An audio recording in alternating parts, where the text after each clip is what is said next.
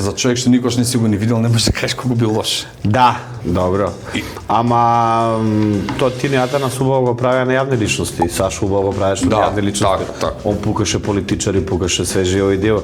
И мислам дека тоа беше урнек на многуте да почнат да коментираат ја. Види, кога си јавна личност си на тапет секој теде. Така ти мора да навикнеш на тоа. Па нека те ругаат, ако си за ругање, нека те баш кај нас сите ги ругаат. Кај нас нема нешто кој почитува. Има разлика, брат, од ругање и од навредување. И од навредување, да, ама за мене ругањето не е исто како навредување. Хејтот ми е мене вреѓање. Хејт не ти е конструктивна, како да кажам, забелешка или конструктивно нешто сакам да го поправиш.